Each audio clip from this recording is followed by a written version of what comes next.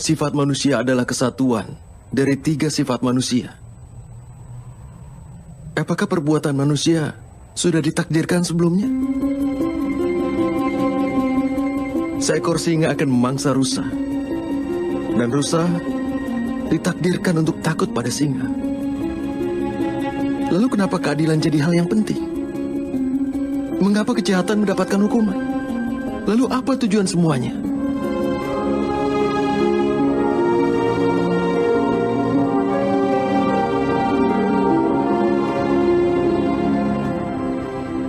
Sebuah pertanyaan yang bagus, Partha. Tapi pertama-tama pahamilah apa yang dimaksud dengan manusia itu. Manusia tidak hanya gabungan dari 5 elemen dasar itu.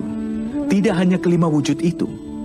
Panca indera penggerak, dan 3 sifat manusia. Tidaklah hanya gabungan dari ke-23 wujud itu. Agar manusia dapat menjalankan fungsinya, dia memerlukan energi. Dan energi itulah yang disebut dengan kehendak. Jadi Madawa, apa manusia terdiri dari kehendak? Tidak, Partha. Bersamaan dengan kehendak manusia dan gabungan dari ke-23 unsur itu adalah ciptaan. Dan yang berada dalam peringkat disebut manusia ini terbuat dari 23 unsur, yang artinya percikan terkecil dari dewa, yang dinamakan sebagai jiwa. Ketika ciptaan dan manusia menjadi satu, yang berarti ketika percikan terkecil dari dewa berada dalam tubuh seseorang sebagai jiwa, saat itulah manusia akan hidup.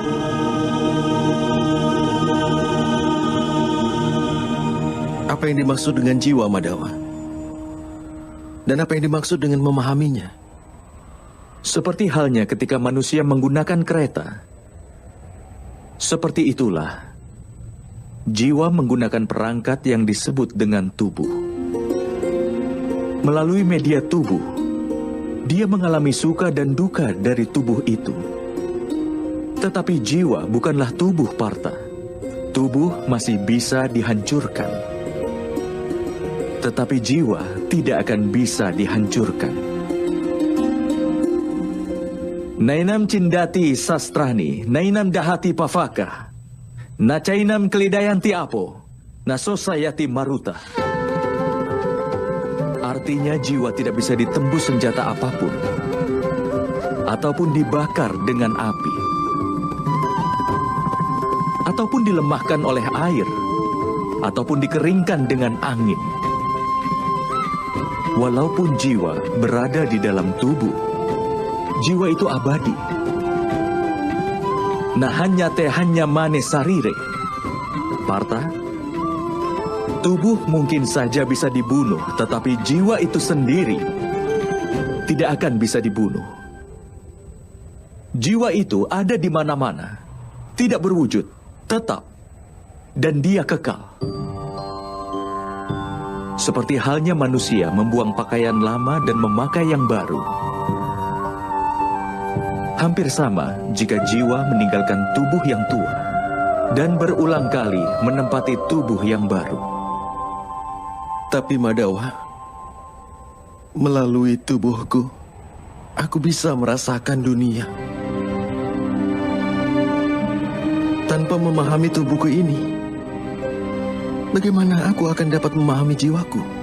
Mengetahui diri sendiri dalam bentuk jiwa bukanlah hal yang tidak mungkin, Partha. Orang buta pun bisa hidup. Seorang bisu pun bisa hidup. Termasuk mereka yang hidup tidak memiliki tangan dan kaki. Sudah jelas bahwa tubuh bukan hal yang membentuk manusia. Ada seseorang yang kehilangan energinya, atau mereka yang hidup kehilangan ingatannya. Oleh karena itu sudah jelas bahwa bentuk ketidaksadaran manusia bukanlah tubuh yang baik. Seseorang yang menjelajahi dirinya dengan cara seperti ini Aku bukanlah indera, juga bukan tubuh, juga bukan perasaan, bukan juga pemikiran, atau bukan juga pendapat.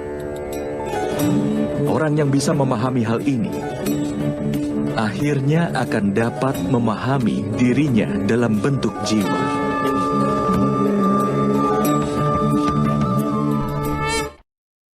Apakah tujuan dari jiwa itu sendiri, Madawa? Ketika ciptaan tersebut terpisah, dan ketika manusia dan alam diciptakan, maka manusia yang adalah bagian dari dewa menjadi jiwa dan berdiam dalam setiap wujud penciptaan. Jiwa itu sendiri dikelilingi oleh nafsu dan kegelapan Partha. Terbangun dari lelapnya nafsu belaka dan memahami dirinya sebagai bagian dari dewa adalah sebuah tugas, tujuan, dan tekad jiwa itu sendiri. Tapi Madawa, jika setiap jiwa adalah bagian dari dewa, apa perkembangan dan kemunduran dikendalikan sendiri oleh dewa? Seperti permata tergeletak di tanah, tidaklah hilang kilauannya. Demikian pula, jiwa yang dikelilingi oleh wujud penciptaan yang mengetahui bahwa ini merupakan bagian kecil dari dewa. Seringkali jiwa menganggap bahwa tubuh mereka adalah segalanya. Mereka berbeda dengan jiwa itu sendiri yang tidak mereka ketahui. Melalui sebuah penderitaan, bau, rasa yang dirasakan oleh tubuh, maka akan dianggap sebagai sebuah pengalaman. Dan mereka tidak pernah berusaha keras untuk berubah.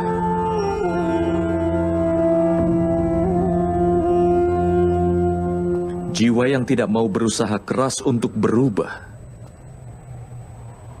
dan tetap melakukan ketidakadilan, mengingatkan dan menghukum mereka adalah hal yang tidak bisa dihindari.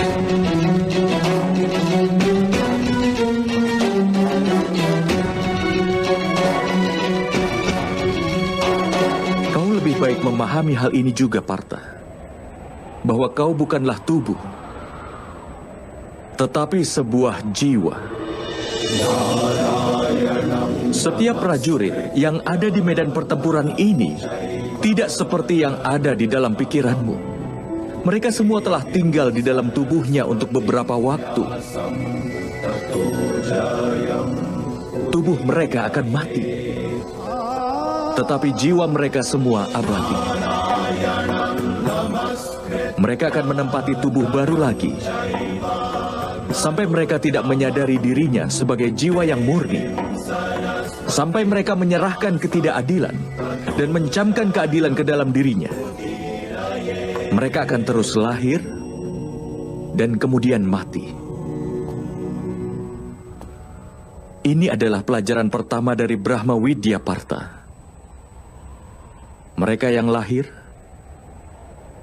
sudah dipastikan akan mati.